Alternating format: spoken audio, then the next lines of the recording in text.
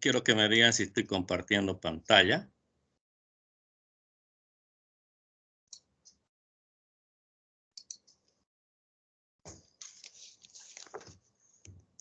¿Estoy compartiendo pantalla? Sí, mi coronel. Sí. Muy bien. Bueno, como ustedes verán, el maravilloso mundo de la historia, en el colegio secundaria, siempre es una materia que causa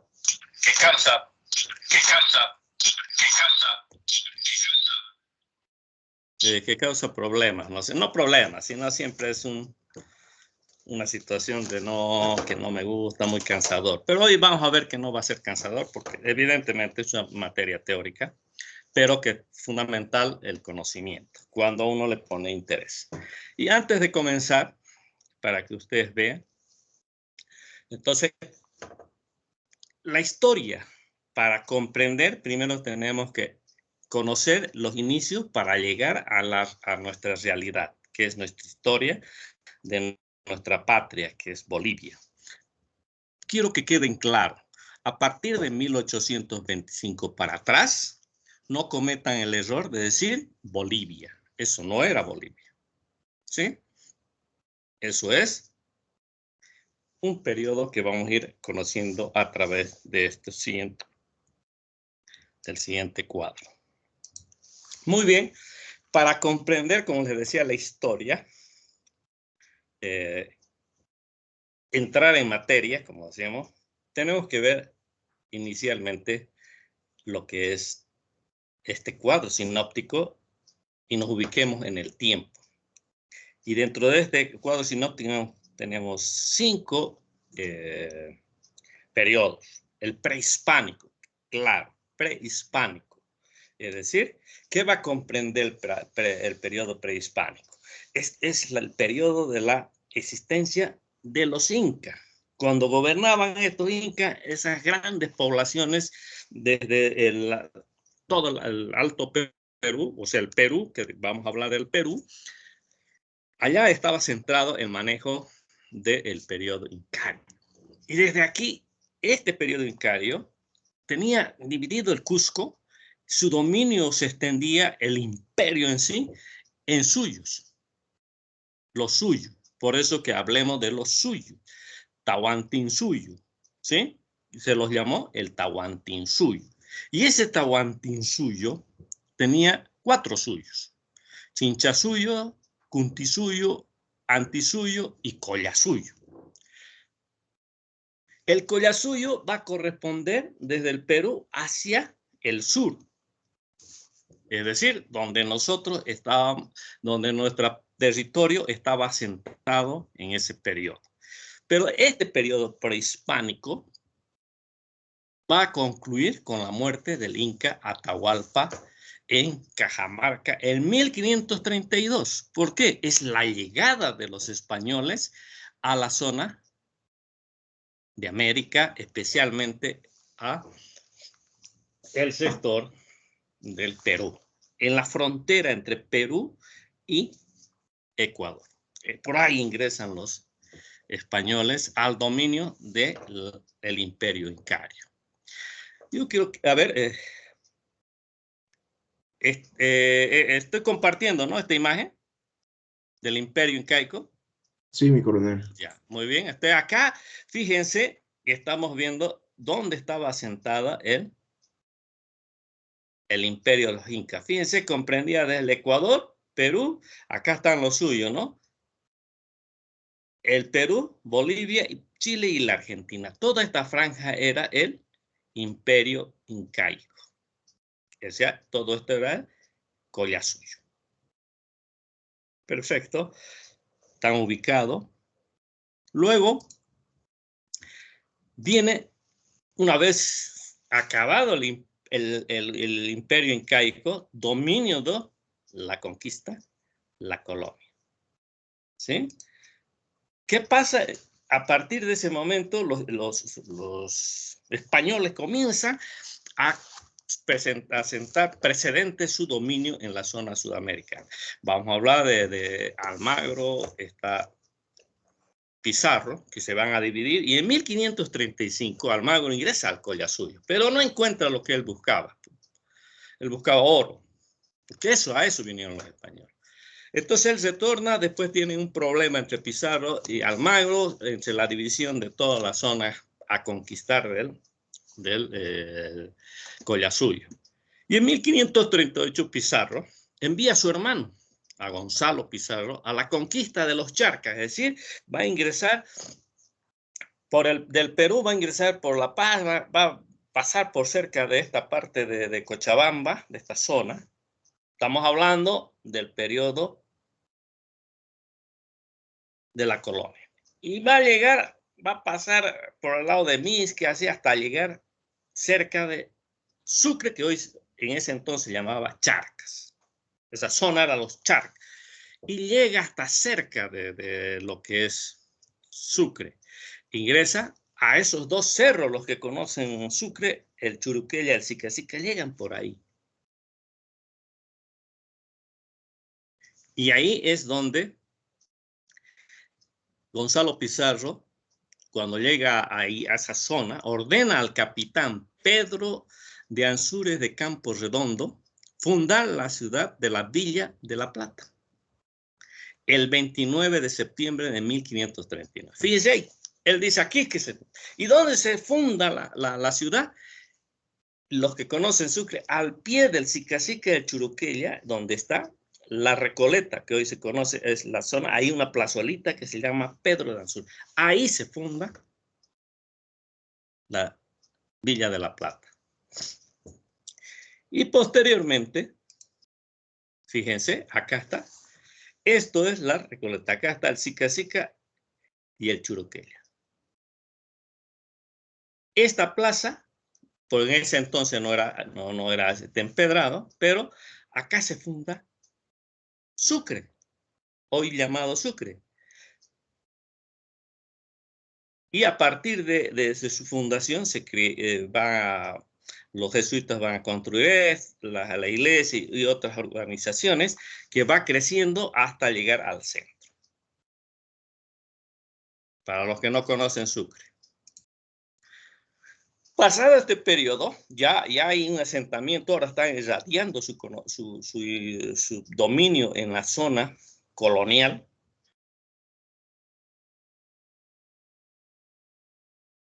El Perú, donde se encontraba la representación del rey, el virreinato de Lima, tenía un dominio de todos los lugares donde iba conquistando para la administración del manejo de la colonia. Entonces, para tener un control, porque la parte que se estaba conociendo recién pertenecía a la audiencia de Lima. Y entonces abarcaba hasta este sector. Entonces dicen el virreinato de Lima, dice, no podemos ya administrar todo eso más. Entonces deciden solicitar a España para la creación de nuevas audiencias. Y el 18 de septiembre de 1579, en Valladolid, se crea la audiencia de Charcas, que ya comprendía desde Puno hasta toda la parte que hoy pertenece al territorio de Bolivia. Cochabamba, ya se habían creado, por supuesto, ya se habían creado las provincias de Cochabamba, Chuquisaca, La Paz, Potosí y Puno, que estaba entre el Perú. Entonces, estos cinco provincias pertenecían a la audiencia de Charca. Esta audiencia de Charca era la que manejaba la administración para rendir cuentas al rey, a través, dependiendo de quién, de el virreinato de Lima.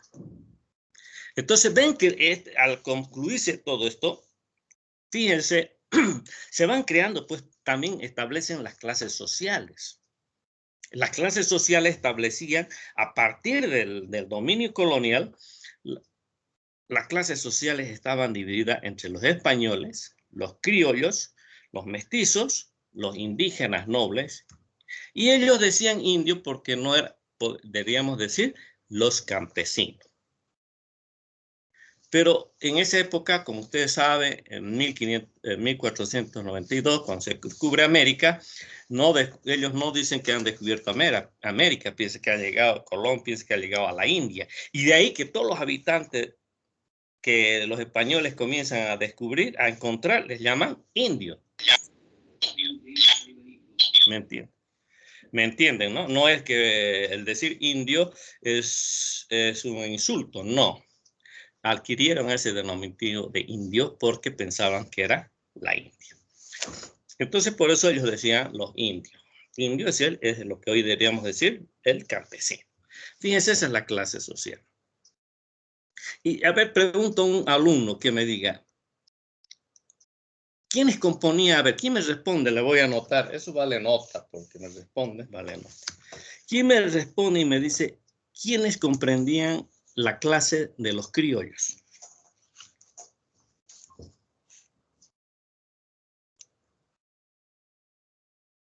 ¿Alguien me puede decir? Le voy a anotar por puntos. Esto es toda participación vale punto. Mi coronel, eran ¿Su nombre? las ¿Nombre? Rojas, mi coronel. ¿Qué apellido? Rojas, allá. Aguirre, ¿no? Sí, mi coronel. ¿Ya? Bueno, estas personas eran el fruto de los hijos de españoles, pero con el denominativo que habían nacido en América. Muy bien, exactamente. Es decir, los hijos de los españoles nacidos en América. Es decir, nacidos ahora en la colonia en el Collasuyo. ¿Y quién me puede responder quiénes eran los mestizos? Firme, mi ¿Nombre? coronel. ¿Nombre? Herbas, mi coronel. Herbas, dígame. Los hijos mestizos eran los hijos que habían nacido de un padre europeo con un americano o viceversa. Muy bien. Entonces yo le hago la siguiente pregunta. ¿Usted es mestizo o es criollo? Soy mestiza. Exactamente, muy bien. ¿Qué quiere decir? Es la combinación de... En ese entonces decían raza, ¿no es cierto? Pero no es raza, o sea, de otro continente con el nuestro. Esos somos los mestizos. En Bolivia somos puros mestizos. No hay originarios. No hay únicos. Ya no existen. Son más de 500 años. Ha venido mezclándose. Solamente, para que usted aclare, el que contraigas un nacido en Tarija con un nacido en Santa Cruz, el hijo va a seguir siendo mestizo porque son dos familias de diferentes culturas que se unen. Por eso se llama mestizo. Muy bien. Entonces, ¿qué ocurre después de eso? El 8 de agosto de 1776, el virreinato de Lima ya no podía controlar a dos audiencias, a la de Lima y a la de Charca. Entonces deciden pedir a España, al reinado, que se cree un nuevo virreinato para que se haga cargo de la audiencia de Charca y de la audiencia de Buenos Aires. Y crea el virreinato del Río de la Plata. Y pasa a depender Charcas al virreinato de La Plata. Y ya no pertenecemos al virreinato de Lima. Pero solamente pasan Cochabamba, Chuquisaca, La Paz, Potosí y Puno retorna a ser parte de la audiencia de Lima. Y desde ahí comienza a llamarse Alto Perú. O sea, nosotros, toda la audiencia de Charca, éramos parte del Perú, conocido como territorio del Perú. Y el Perú lo divide en dos audiencias. Cuando se crea el Virreinato de La Plata, Entonces, para diferenciar entre el Perú 1 y el Perú 2, y como sabía que Charca se encontraba a partir de los 2.500 metros de altitud, ¿qué dijeron los del Río de la Plata cuando tenían que venir comisiones o mandar ciertas enmiendas a Charca? Decía, hay que enviar al Alto Perú, porque estaban en una altitud. Y a Lima decían Perú. Entonces, de ahí viene que cada vez se queda con el nombre de Alto Perú. Nosotros pertenecíamos al territorio del Perú. Está clarísimo, ¿cierto? Muy bien. A partir de ese momento, entonces la colonia comienza los virreinatos a manejar administrativamente los recursos, los impuestos, etcétera, etcétera, para transportar toda esa ganancia hacia beneficio del rey. Y de ahí, ustedes ven, esto crea una serie de problemas internos en el virreinato, en la audiencia de Charca, por el abuso de algunos españoles sobre el manejo económico, administrativo, y existía una tensión. Y los estudiantes jóvenes que se estaban preparando en la Universidad de Chuquisaca, la primera universidad de América, la Universidad de San Francisco Javier de Chuquisaca, entonces comienzan a surgir nuevas ideas y se va a producir los levantamientos internos. Es así que el 25 de mayo que ustedes conocen, en 1809, se produce el grito libertario. Y de ahí surge la toma de la audiencia de Charca. Mire, hace una coincidencia. Pizarro conquista el Collasuyo. Y en ese momento del grito libertario, el presidente de la audiencia de Charcas también era otro Pizarro y fue destituido. O sea, llegó un Pizarro y la colonia terminó con la salida de otro Pizarro. Mira qué casualidad, ¿no? Y ahí comienzan los problemas internos para buscar la independencia del Alto Perú. No de Bolivia, del Alto Perú, que quede claro. Y se va a irradiar, y en La Paz, el 16 de julio, también se produce ya la consolidación del primer grito libertario, con el levantamiento de La Paz, y que va a dar a partir de ese momento la guerra de la independencia del Alto Perú, no de Bolivia. Eso que quede claro, nuevamente repito, la independencia del Alto Perú. Y de ahí surge la guerra, que va a durar 16 años, hasta la llegada del Ejército Libertador al Perú para ingresar posteriormente, consolidar la independencia del Alto Perú. Una vez que se ha consolidado con los diferentes problemas internos, todavía con los últimos reductos de los españoles a través de Olañeta, es neutralizada finalmente con la muerte de Olañeta. El Ejército Libertador consolida la independencia del Alto Perú. Y al consolidar, establece las nuevas normas para la creación de una nueva república, una nueva nación que podría definir quiénes los habitantes de este territorio. Y finalmente, definen que el 6 de agosto de 1825 se firma el Acta de la Independencia.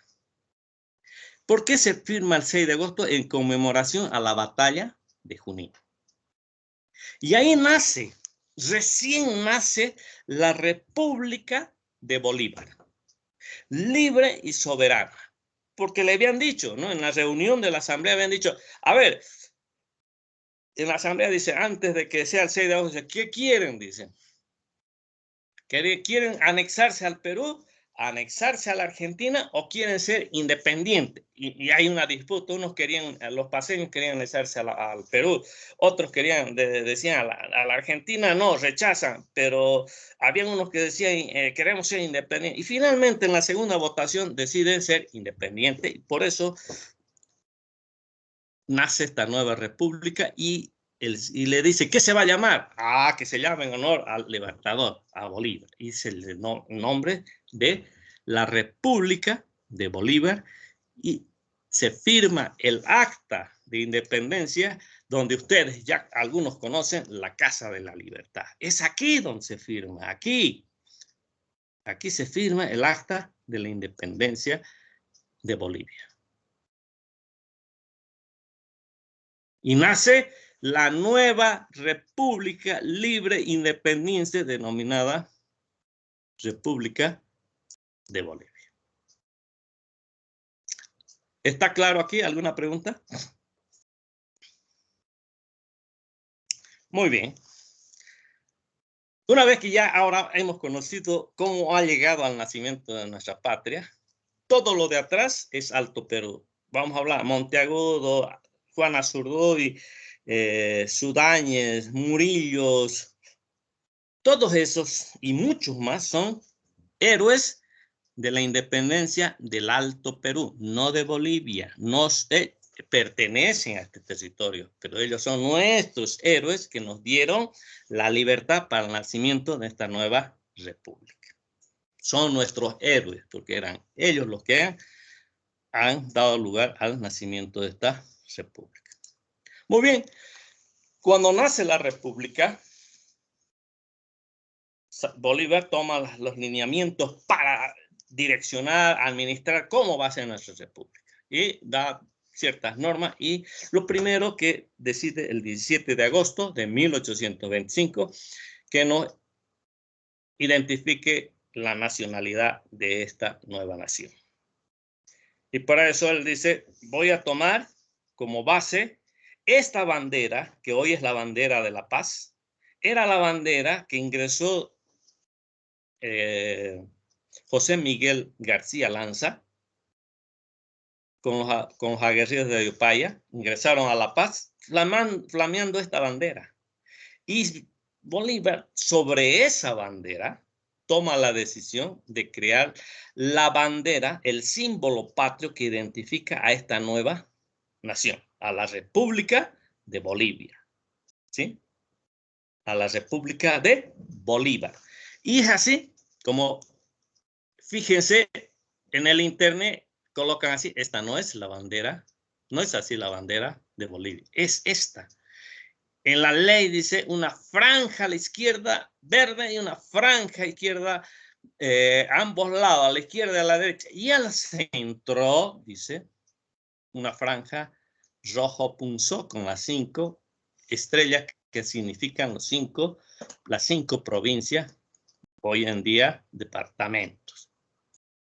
Esta fue creada por el presidente de ese entonces, Simón Bolívar. Esta es la bandera original de Bolivia.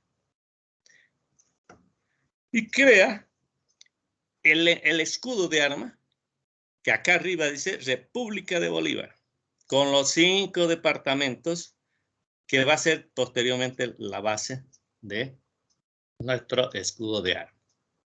Y fíjense, el 3 de octubre de 1825, en la asamblea, en una reunión dice, señores, propongo que se cambie el nombre de Bolívar. Y ahí dice, no, fíjense, cómo es, la historia está conectada a todos los pasados. Dice, si de Rómulo viene Roma, entonces de Bolívar viene Bolivia. Y aceptan el 3 de octubre de 1825, cambia el nombre de Bolívar al de República de Bolivia. Queda clarísimo, ¿no? Entonces, a partir del 3 de octubre ya se llama Bolivia. Bolívar, antes de dejar el gobierno, dice, este nuevo país, para que funcione, tiene que tener su escuela donde se formen los hombres que van a defender la soberanía de esta patria. Y el 13 de diciembre funda el colegio militar. En ese entonces se llama la Compañía de Alumnos Militares. Esto creado en Chuquisaca en ese entonces, hoy Sucre. A partir de esa fecha se crea, y esa es la base para la creación del Ejército de Bolivia. Una vez que el presidente Bolívar ha dejado la presidencia, se hace cargo a partir de enero el mariscal Antonio José de Sucre.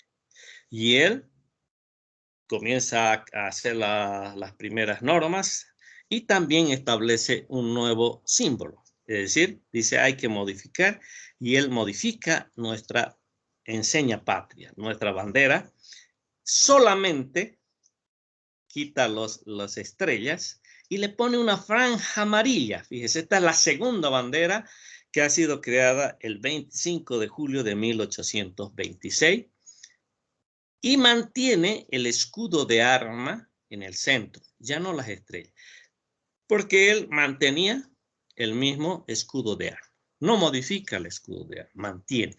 Fíjese, primera bandera, 17 de agosto de 1825. Segunda bandera, el 25 de julio de 1826, por el presidente, el mariscal Antonio José de Sucre.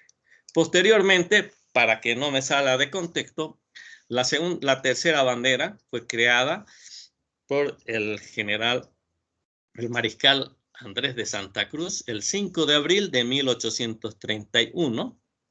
Esta bandera mantenía el escudo y fue modificada recién cuando se crea la Confederación Perú Boliviana. Por eso mantiene los colores de la bandera de 1831.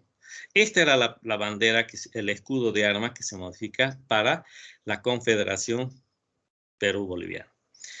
Y finalmente, el 5 de noviembre de 1851, el general Belzu, modifica nuestra bandera con los colores rojo, amarillo y verde.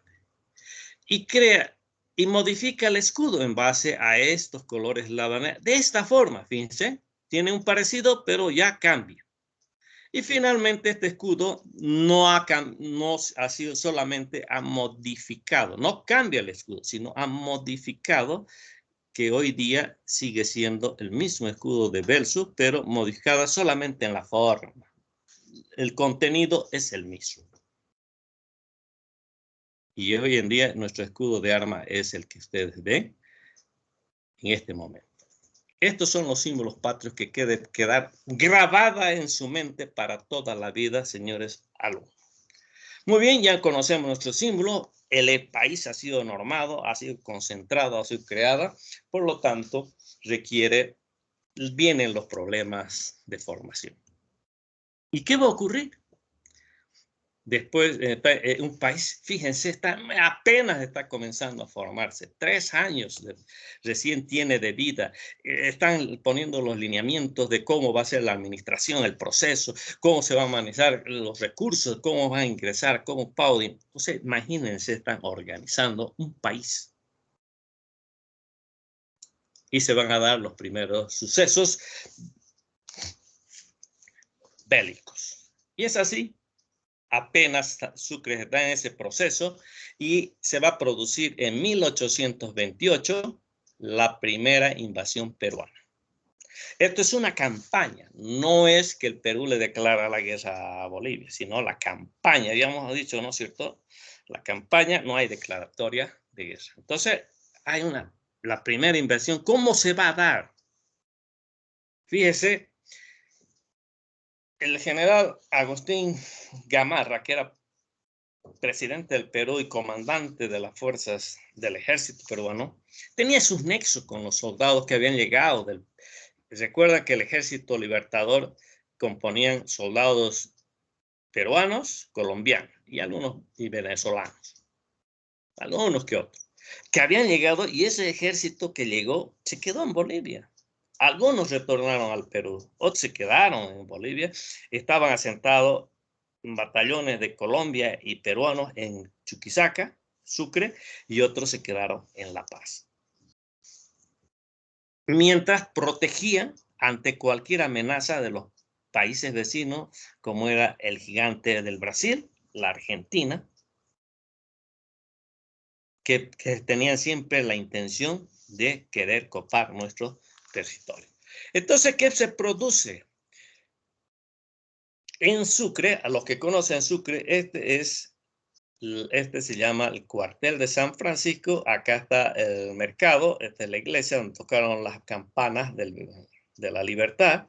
Acá, en este era el monasterio de San Francisco, era un monasterio, es decir, como donde se vivían los franciscanos, los curas, que tenían conexión por tierra, por debajo de la tierra, con la catedral, con la iglesia de Santo Domingo, etc. Y con la Recoleta.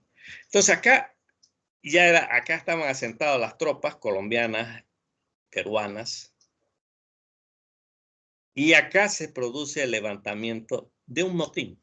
El 18 de abril de 1828 se produce un motín en contra del presidente Sucre. Sucre, al enterarse que está a una cuadra de la plaza principal donde funcionaba el gobierno, se traslada en caballo inmediatamente con sus ayudantes a ver qué es lo que pasaba. Cuando está llegando Sucre, abre la puerta de la puerta porque se entraba a caballo, está ingresando apenas el umbral, desde adentro recibe un disparo que le va a herir en el hombro. Cae herido y también caen heridos algunos de sus ayudantes. Inmediatamente lo sacan a Santa Cruz, al Mariscal Sucre, y lo trasladan herido hacia el palacio, hacia la plaza. Acá hay una revuelta, hay varios disparos entre el amotinamiento que no dejaban. Inmediatamente, Sucre ordena que alguien tome el mando porque él estaba herido mientras recibía asistencia, no podía ya manejar la conducción. Entonces, le accede el cargo como presidente de la Comisión de Ministros al general José Pérez de Urdinenea. Y él inmediatamente, estamos hablando del 18, esa misma en la noche, llama a través del ministro de Fuentes, y le llama a Potosí al coronel López para que venga de Potosí una unidad para reforzar la seguridad y controlar la situación. López llega por la zona de San Roque, llega a la Recoleta, y desde allá el día 19 hay un choque. Las tropas colombianas habían salido, estaban haciendo barbaridades, estaban embriagados, y en ese afán de retomar la seguridad, estaba también al lado de las tropas bolivianas de López el último de nuestros aguerridos de la independencia, el general José Miguel García Lanza. Y en esa restitución del orden es herido mortalmente y a las pocas horas muere. Y sin embargo, López logra controlar, hay muchos muertos colombianos y restablecen, muchos escapan y los demás son cuartelados en San Francisco bajo el control. Este era el inicio de una revolución interna que estaba dando a la primera invasión peruana. ¿Qué ocurre? Entonces surge que el general Agustín Gamarra, inmediatamente manda una carta indicando que va a ingresar a Bolivia para proteger al mariscal Sucre, poner orden, restablecer esa revolución para la tranquilidad del país. Pero el general Agustín Gamarra no era su intencionalidad, él tenía otra intencionalidad, era un pretexto, y es así que inmediatamente, el 1 de mayo, de 1828, ingresa pues a Bolivia con un ejército de cerca de 4.000 hombres aproximadamente a Bolivia. Ingresa por el desaguadero, cruza el desaguadero unos lanchones de Totora, de esa época no había puente, y se va a dirigir hacia La Paz. Va a ingresar por Alaja, va pasando hasta llegar a La Paz. Y cuando llega a La Paz, si estaba viniendo a poner orden, a establecer la paz en Bolivia, él llega a La Paz y hace lo contrario, destituye a las autoridades nombradas legalmente y él pone otras autoridades y pide plata para el sostenimiento. Ustedes saben que un ejército para mantenerse necesita plata, comida, vestuario, armamento. Entonces pide plata para la alimentación y pone orden, restablece. La gente se enoja, pues no es correcto que entre un extraño y quiere tomar el mando cuando nosotros en Chuquisaca tenemos nuestro presidente.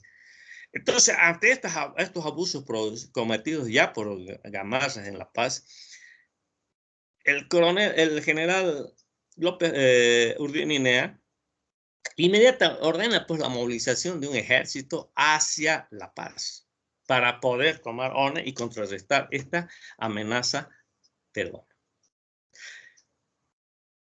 Mientras tanto, Sucre estaba siendo atendido en una hacienda cerca de Sucre, en Ñuxcho. Las tropas llegan a Oruro y desde allá se dirigen a un pueblito que se llama, es la segunda población creada por los españoles, Paria. Se van a Paria para avanzar hacia La Paz. Pero ya las tropas del Perú, de Gamarra, habían llegado ya hasta el sector de Ancohuyo. Ancohuyo estaba cerca de Caracol. Cuando llegan acá, ahí establece su cuartel general. Entonces, ¿qué dice el general Pérez de Urdininea? Dice, bueno, hay que atacar. Y para eso es necesario formar las tropas. El 30 de mayo, en la noche, se reúnen y establecen un plan, dice, para que atacar a las tropas al cuartel de Gamarra. Y es designado el coronel Otto Felipe Brown. Y el coronel dice, yo voy a marchar con un batallón de 500 hombres, considerando que las tropas peruanas no eran más de 1.000 hombres. No sabían que eran superiores. Entonces, el 30 a las 9 de la noche se organiza y marchan. Y a las 11 de la noche llegan a Ancohuyo. El 30 de mayo de 1828. Cuando ingresan, chocan con las guardias de seguridad del gran cuartel. Hay un enfrentamiento, hay un combate, hay muertos. Están rompiendo la barrera de seguridad del gran cuartel y en el interior reacciona la caballería, el grueso de las tropas peruanas y contraatacan a los bolivianos. Brown se da cuenta que no habían sido 1.000 ni 500 hombres, habían sido más de 2.000 hombres. Entonces era difícil. Rompen el combate y abandonan Ancohuyo. Se plegan, se retiran hacia Piquiza. En Piquiza, de hecho, en Paria, se establecen nuevamente en Paria. Hay una explicación, dice, las tropas peruanas al otro día tratan inmediatamente de tomar acción para marchar hacia Paria. Pero, sin embargo, el general Urdinina está esperando en Paria para enfrentarse con las tropas del Perú. El general Gamarra le hace una finta, es decir, le hace un engaño, hace que ir hacia Paria, pero sin embargo se va directamente a Oruro. Toma Oruro y cuando se da cuenta el general Urdinina, ya es demasiado tarde. Marcha hacia Oruro, pero ya Oruro estaba tomado. Entonces quiere tomar, hay un pequeño combate y decide por un costado marchar directamente hasta Sora y replegarse por el Popó hasta llegar a Potosí. Llega a Potosí y establece su cuartel general y las tropas peruanas comienzan a avanzar. Avanza y llegan cerca de Potosí en un lugarcito denominado Paria o Piquiza. En Piquiza habían contacto, mientras tanto, el general Urdininé recibe una orden a través de emisarios de Sucre indicando para evitar masacres porque los peruanos ya han ingresado al territorio, que negocie la paz. Sucre estaba siendo prisionero por el coronel Blanco, que se había aliado, eran las tropas bolivianas, pero se había aliado a Gamarra y lo tenía preso a Sucre. Entonces, Pérez de Urdininé no le queda otra cosa que mandar 2 emisarios a Piquiza para negociar con el general Agustín Gamarra. Y es así que finalmente negocian, revisan, y el 1 de julio de 1828 se firma el Tratado de Piquiza. ¿Y qué decía este tratado? Era un tratado que había sido diseñado de mala fe por el general Agustín Gamarra. Y tenía 3 puntos fundamentales este Tratado de Piquiza. Primero, el tratado establecía de que el mariscal Sucre debe renunciar. Pedía la renuncia de Sucre. Que la salida inmediata de las tropas colombianas del territorio boliviano, porque era una amenaza para los peruanos. Sabía que eran soldados aguerridos. Y tercero, la primera constitución creada de Bolivia, el 19 de noviembre de 1826, establecía el gobierno vitalicio. Y entonces Gamarra no quería que sea vitalicio para que no se quede Sucre. Y decía que se modifique como si él fuera boliviano. Lamentablemente en ese entonces tuvieron que firmar ese tratado y lo obligaron a que el mariscal Sucre renuncie a la presidencia.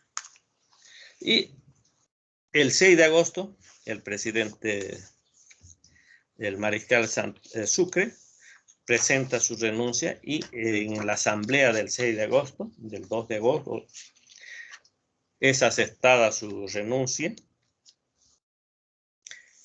y van a designar un nuevo presidente y además la salida ya de las tropas colombianas. Y en ese mensaje, ustedes se acuerdan, si ustedes van a la plaza de Sucre, ahí está el mensaje, dice, Sucre, su mensaje que es leído en la asamblea decía, aún pediré otro premio a la nación entera y sus administradores, el de no destruir la obra de mi creación, de conservar entre todos los peligros de la independencia de Bolivia y de preferir todas las desgracias y la muerte misma de sus hijos, antes de perder la soberanía de la república que proclamaron los pueblos y que tuvieron en recompensa de sus numerosos sacrificios en la revolución.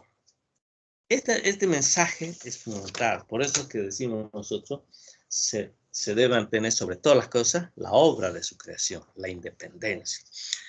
Y lamentablemente es elegido en esa asamblea, sale Sucre, se va a retornar a su nación y es elegido en 1828 el mariscal Sucre, el mariscal Santa Cruz como presidente. Pero ¿qué dice Gamarra? Dice, no estoy de acuerdo. Y antes de abandonar el territorio dice, no, un momentito, hace de que en la asamblea sea revocado el nombramiento de mariscal Santa Cruz y por debajo hace de que sea nombrado el general Pedro Blanco, el que se había aliado a los peruanos. Pedro Blanco es nombrado y recién asume la presidencia. Pedro Blanco asume la presidencia en diciembre, el 26, 27 de diciembre. 5 días, presidente, y nuevamente es asesinado el 31 de diciembre en La Recoleta. No ejerció más que 5 días la presidencia. Y nuevamente la asamblea se volvió a reunir. Ya no existían tropas peruanas. Y ratifican en 1829 para que asuma la presidencia el mariscal Andrés de Santa Cruz. De esta manera así concluye la primera invasión peruana a territorio boliviano. Muy bien, señores alumnos, hasta aquí hemos avanzado este tema importante sobre nuestra historia. Quiero saber qué pregunta tienen, alguna duda, para que vaya yo calificando. Les hago recuerdo que la participación en clase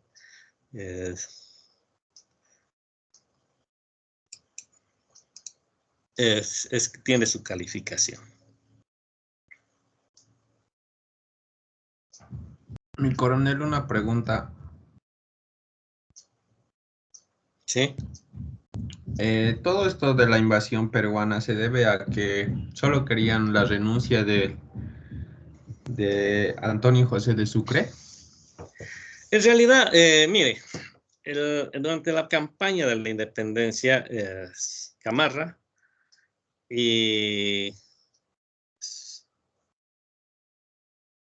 ha sido parte, Gamarra ha sido parte del ejército del Libertador, es decir, del ejército de liberación. Parte ha combatido con ellos en Pichincha, Junín, Ayacucho. Ha sido también miembro del Estado Mayor, jefe del Estado Mayor de Sucre. Pero existe una rivalidad entre Sucre y Mariscal Santa Cruz. Porque a Mariscal Santa Cruz Bolívar le da el grado de gran mariscal de Cepita. Y también estaba ahí, él era el comandante y el jefe de Estado Mayor era Gamarra. Y había un odio, porque a él le dan Cepita y a él no le dan. Es lógico, le asigna al conductor, no al segundo.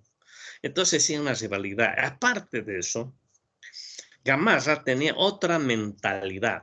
Bolívar, en su creación, en su formación y en su idea, quería unir toda la gran Colombia, desde Venezuela hasta Bolivia, unir una sola nación. Pero Gamarra tenía otra visión. Quería unir, muchos historiadores dicen que quería unir a la nueva Bolivia al Perú. No, lo que él quería era unir el departamento de La Paz al Perú. Esa era su intencionalidad. Y todo eso estaba enmarañado. Y por eso es que quería que Sucre no sea el presidente de Bolivia. No lo quería. Y se buscó ese pretexto. Estaba centrado más o menos por ahí. ¿Qué apellido? Estudiante Molina, mi coronel.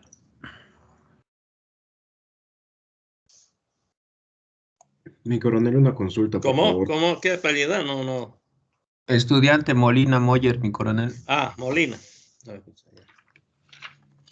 ¿Sí? ¿Alguien? Firme, mi coronel, una consulta.